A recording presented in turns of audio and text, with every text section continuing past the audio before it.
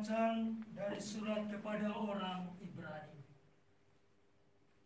Saudara-saudara, dalam hidupnya sebagai manusia, Kristus telah mempersembahkan doa dan permohonan dengan ratap tangis dan keluhan kepada Dia yang sanggup menyelamatkannya dari maut. Dan karena kesalehannya, Ia telah didengarkan. Akan tetapi, sekalipun anak Allah, Yesus telah belajar menjadi taat, dan ini ternyata dari apa yang telah dideritanya. Dan sesudah mencapai kesempurnaan, Ia menjadi pokok keselamatan abadi bagi semua orang yang taat kepadanya. Demikianlah sabda Tuhan. Syukur kepada Allah. Refren Mazmur tanggapan, selamatkanlah aku ya Tuhan oleh kasih setiamu. Selamatkanlah aku ya Tuhan oleh kasih setiamu. Padamu ya Tuhan aku berlindung, jangan sekali-kali aku mendapat malu. Luputkanlah aku oleh karena keadilan-Mu, sendengkanlah telingamu kepadaku, bersegeralah melepaskan daku. Selamatkanlah aku ya Tuhan oleh kasih setiamu. Jadilah bagiku gunung batu tempat berlindung, dan kubu pertahanan untuk menyelamatkan daku. Sebab Engkaulah bukit batu dan pertahananku, oleh karena namamu, Engkau akan menuntun dan membimbing aku. Selamatkanlah aku ya Tuhan oleh kasih setiamu. Engkau akan mengulurkan aku, mengeluarkan aku dari jaring yang dipasang orang terhadap aku. Sebab Engkaulah tempat perlindunganku.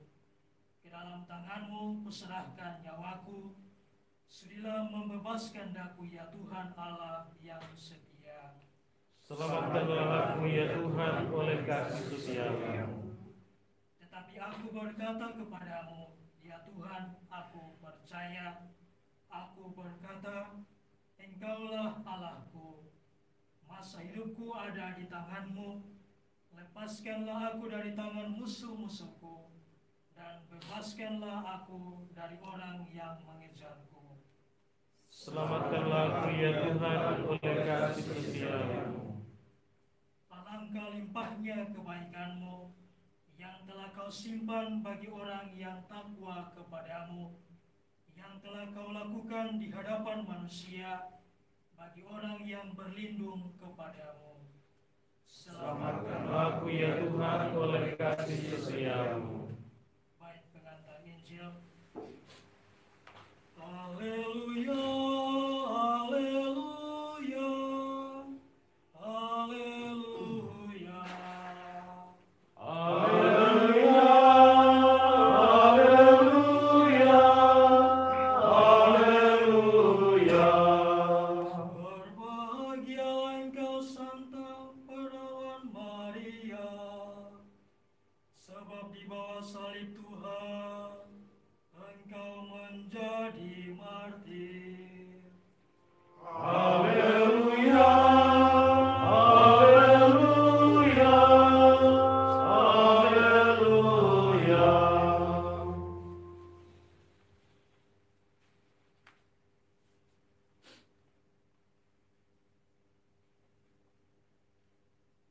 Tuhan sertamu. Dan sertamu juga. Inilah Injil Yesus Kristus menurut Lukas. Dimuliakanlah Tuhan.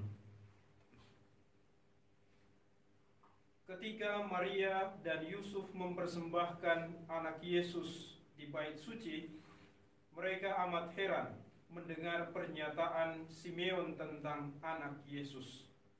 Lalu Simeon memberkati mereka dan berkata kepada Maria, ibu anak itu, sesungguhnya anak ini ditentukan untuk menjatuhkan atau membangkitkan banyak orang Israel, dan untuk menjadi suatu tanda yang menimbulkan perbantahan dan suatu pedang akan menembus jiwamu sendiri, supaya menjadi nyata pikiran hati banyak orang. Demikianlah Injil Tuhan. Terpujilah Kristus.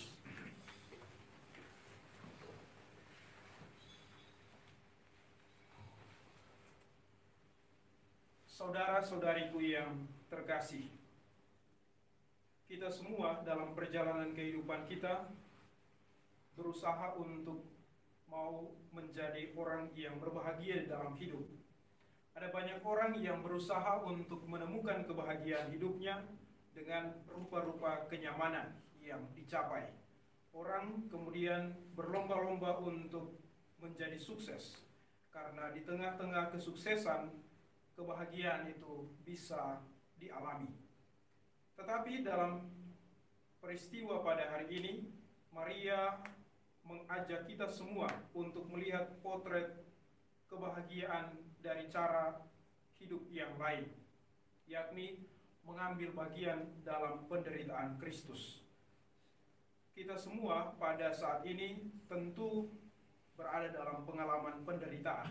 COVID-19 merenggut banyak rencana dan cita-cita. Orang kemudian menjadi tidak bergembira karena itu. Kita menjadi tidak bebas karena harus tetap berada di rumah masing-masing supaya kemudian menjadi orang-orang yang tetap sehat. Dan jika mau bepergian, ada begitu banyak syarat yang harus diikuti. Ekonomi juga menjadi tidak stabil. Hidup orang kemudian menjadi susah.